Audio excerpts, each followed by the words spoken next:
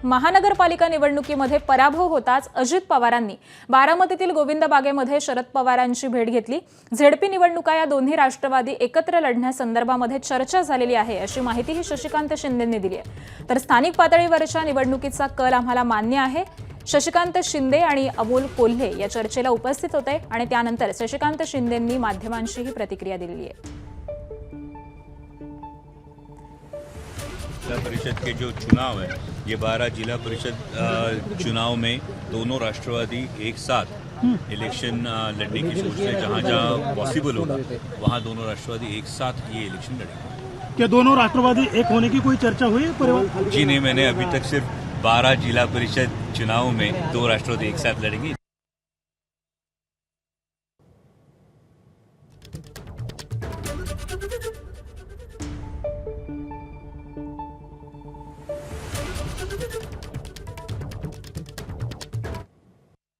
येणाऱ्या जिल्हा परिषद पंचायत समितीच्या निवडणुकीला अजितदादांचा पक्ष आणि आपल्या पक्षाच्या माध्यमातून एकत्रीकरण करून एकत्रितपणे निवडणुका करण्याच्या संदर्भातली भूमिका या संदर्भातून चर्चा करायला आलो होतो।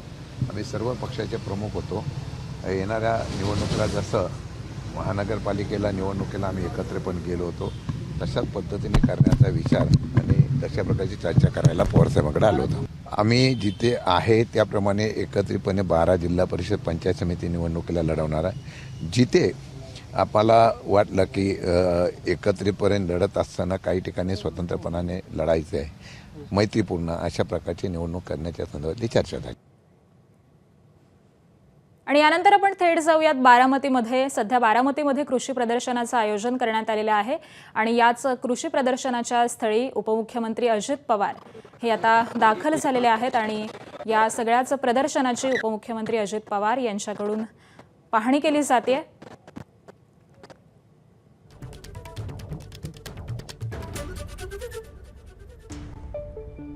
तर दुसरीकडे आज सकाळच्या सुमारास अजित पवारांनी गोविंद बागेमध्ये शरद पवारांची भेट देखील घेतलेली होती। दोन्ही नेत्यांमध्ये चर्चाही झालेली आहे आणि याच संदर्भामध्ये आपण अधिक चर्चा करूयात। आमचे प्रतिनिधी जयदीप भगत आपल्या सोबत आहेत। जयदीप, खरं तर महापालिकेच्या निवडणुकीनंतर आता जिल्हा परिषद निवडणुकांची रणधुमाळी ही सुरू झालेली आहे।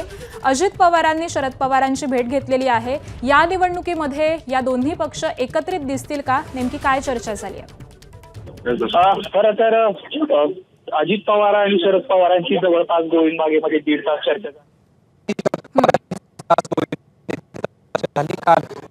मात्र त्यांना म्हणावं यश मिळालं नाही, अपयश पदरी पडलं। त्यानंतर जे आहे ते आता दोन्ही राष्ट्रवादी जिल्हा परिषद असतील किंवा पंचायत समिती स्थानिक नेतृत्वाची चर्चा करून एकत्र लढवणार असल्याचा निर्णय जो आहे तो घेण्यात आलेला आहे। आता उपमुख्यमंत्री अजित पवार जे आहेत बारामतीतील एग्रीकल्चर डेव्हलपमेंट ट्रस्टच्या कृषी प्रदर्शनाच्या उद्घाटनाला तयारी आलेला आहे। त्या ठिकाणी आपण बघतो जयंत पाटील आहे, शशिकांत शिंदे आहेत, हर्षवर्धन पाटील आहेत, शरद पवार आहेत, अशी जे आहे ते आजपासून जे आहे ते आजपासून कृषी प्रदर्शन सुरू झालेलं आहे।